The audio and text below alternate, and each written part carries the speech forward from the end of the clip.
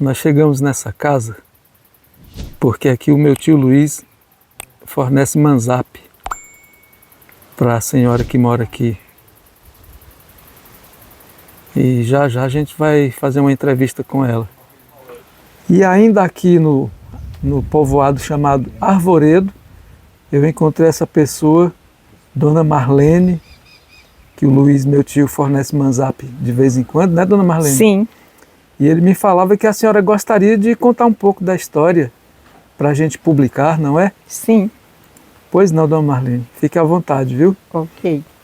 Então, é o seguinte, as minhas origens são dessa localidade mesmo, né? Na minha infância, até meus 9 anos de idade, eu morei na localidade de Cajueiro, que fica aqui abaixo, só um quilômetro no máximo, né?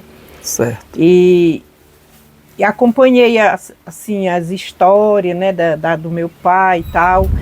Depois eu fui morar perto de Catunda, no Rudi, localidade por esse nome, e lá eu fiquei 13 anos. Depois, quando eu me casei, com um rapaz aqui dessa localidade e vim morar aqui, que moro nesta casa desde que me casei. Olha, aliás, meu casamento se realizou aqui, debaixo deste alpendre, houve a missa, houve tudo, almoço foi aqui. E houve toda uma trajetória. Na época, meu marido ia cuidar de uns terrenos, de um senhor de Santa Quitéria. Esse senhor vendeu esses terrenos para outro senhor, continuamos. Depois veio essa programação de negócio de assentamento e esse último patrão vendeu.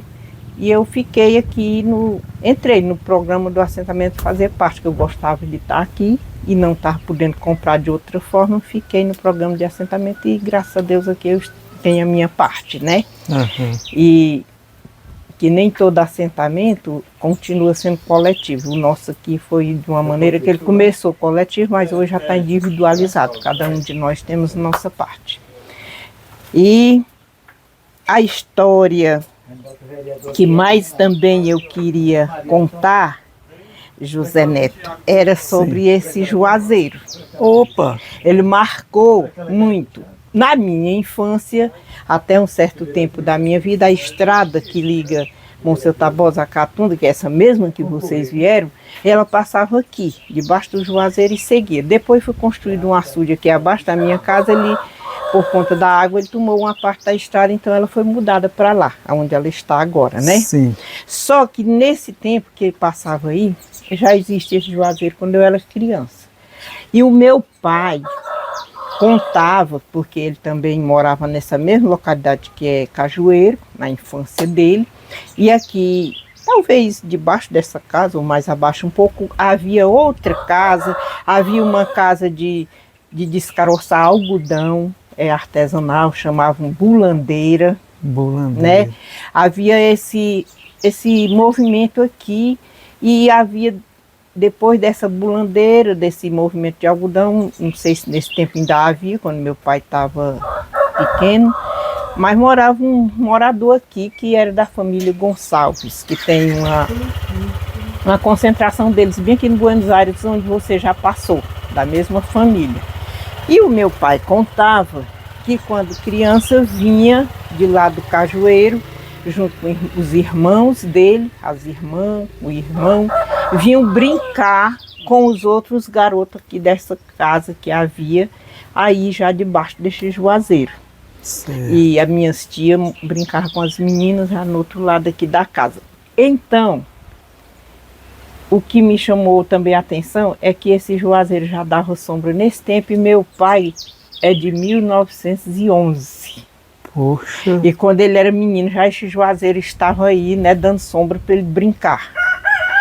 Aconteceu que eu passava aí quando menina e tal, e nunca imaginei. Aconteceu que vim morar e o Juazeiro veio ficar no terreiro dessa casa, que já foi outra casa construída na mesma localidade. Com isso, O meu pai brincou debaixo desse juazeiro. Meus filhos, que já são os netos dele, brincaram aí também na sombra desse juazeiro. O filho de uma neta dele que vinha passear aqui também brincava na sombra desse juazeiro. E alguém já disse que o juazeiro não tinha fundamento, que tinha espinho e tal. Eu digo, não, mas ele tem sombra também. E tem uma história ligada aos meus antepassados, ligada a essa família que até hoje mora aqui vizinho e a gente é amigo. E deixa o juazeiro aí. E é isso, José Neto. Bacana, que legal, viu? Como eu sou um grande curioso, sim, já fui lá, já gravei o juazeiro. Então, exato, de cara logo, né? E aí com a minha estada aqui, depois de toda essa trajetória, vindo dos meus pais, a minha infância, que fui morar um tempo fora dessa comunidade, voltei para cá. E eu estou aqui nesta casa desde que me casei, né? Nunca me mudei e foi de 78 até aqui. Já está 40 e tantos anos, né? 46 anos. 46. Exatamente. Que e assim, legal. Aqui já também criei meus filhos, eu tenho 3 filhos. Esse rapaz aí que saiu é dos mais velhos, que são gêmeos. Os meus primeiros filhos foram 2 gêmeos, também depois de 10 anos que eu tinha me casado. Depois mais 10 anos eu tive uma menina que já está com 25 anos. Essa ainda mora comigo também e tem um que mora no Rio. E eu fiquei aqui. Tudo que eu construí na minha vida foi adquirir esse terreno e ser feliz aqui, apesar da simplicidade. Eu gosto daqui e aqui eu estou. Tem um comentário. A senhora se expressa muito bem, o seu português é maravilhoso. A senhora estudou por aqui? Não, assim, muito pouco. Olha Na minha infância não havia facilidades, né? Eu sou daqueles anos ainda de 50 e pouco, eu nasci em 56. E eu estudei, assim, mas aleatoriamente, nunca cheguei a concluir nem o ensino médio, ou nem o ensino fundamental. Eu só fiz até a 3ª série do ensino fundamental, assim, já depois de eu adulta, que surgiu essas escolas, né, para jovens e adultos, e eu sempre tinha interesse, né? Já tinha aprendido um pouquinho, como eu já disse, aleatoriamente, passava 15 dias numa escola, 25 noutra, aí parava, não tinha essa organização que tem hoje no interior, né, que tem os colégios, tem os carros levando os alunos, tem toda uma assistência, né, da assistência municipal. Na minha época não tinha. Com isso, eram aquelas oportunidades que passavam rápido, na casa do vizinho, alguém contratava uma pessoa que sabia ler e escrever, não precisava ser formado, aí a gente ia estudar, só que aquela pessoa passava 1 mês, 2 meses, aí os pais já achavam que os filhos já tinham aprendido a ler um pouco e escrever o nome, aí já parava a escola. Foi por isso que não avançou. Então, quando eu vim morar aqui, eu tinha 5 meses de escola, eu tinha, juntando, não tinha sido uns 5 meses seguidos, eu nunca tinha feito as provas de dezembro, o fim do ano. Aí depois que eu já casada, já morando aqui, já apareceu essas escolas que hoje em dia existem, né, para adultos. Aí eu comecei a estudar de novo, concluí a 3ª série do ensino fundamental. Aí parou por aí, fez igual a história do finado Camundo, né, que era um senhor muito notável, muita gente conhece ele. Ele morava ali no Espírito Santo e ele fez como você. Aliás, uma pessoa que conversou com ele fez como você, falou assim, achou que ele tinha uma forma, um desempenho bom, né, nas histórias, no linguajar, e perguntou: seu Camundo, você ficou aonde em relação ao estudo? Aí ele falou: eu estudei a carta de ABC e fiquei no Espírito Santo, porque ele morava lá, né? E assim fez eu. Praticamente Caramba. Estudei a carta de ABC e fiquei aqui mesmo, nesse lugar. Mas mesmo. No nosso tempo a gente era que trabalhar para ajudar a sustentar a casa. Estudo era luxo. Era luxo. Era só para quem era muito abastado, botava um filho lá na cidade para estudar, né, e tal, quem morava na roça.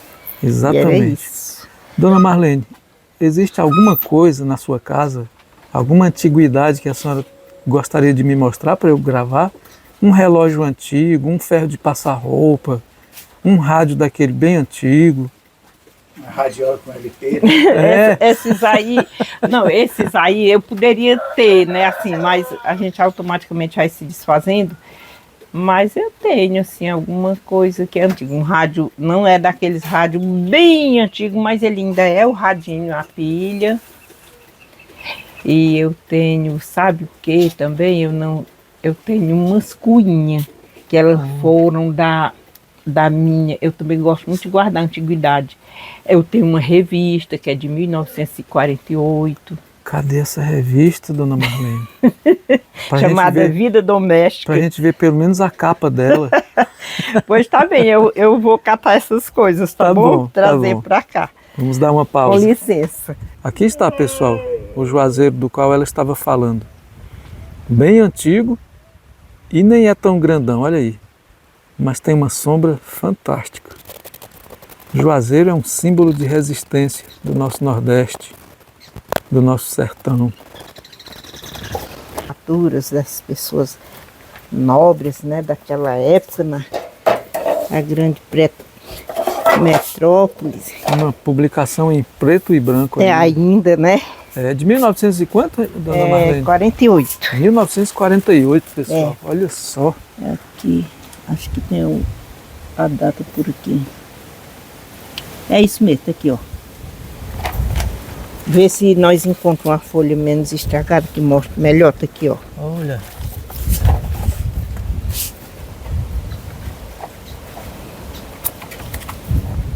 Pronto, registrado. Tá? Imagine o conteúdo dessa revista, é pessoal. Muito bom, sabe? 1941. Muito bom. E esse radinho? Deve ter 200 anos. Esse rádio eu não tenho noção de quantos anos, mas ele já tem a faixa bem de uns 40, que tá na minha mão, né? E quando eu peguei ele já era de outra pessoa, né? Deixa eu ver se eu encontro aqui outra coisa. Então, a revista, né, é de 1948, é uma revista que conta os fatos, né, daquela época e muitos, como que era regido, né, a sociedade na época em São Paulo, Rio de Janeiro, ainda no tempo que o governador de São Paulo era o Adhemar de Barros. Acredito que os registros estão, né, nas histórias. E a minha mãe tinha essa revista. Como ela adquiriu, eu não sei. Eu gostava de ver porque tinha muita coisa interessante, desde registro de festas, de formaturas, casamento de pessoas da alta sociedade, modelos de roupa, tinha tudo nessa revista e eu gostava de olhar. Aí minha mãe faleceu e eu guardei a revista. Que legal. Agora vamos para as cuinhas.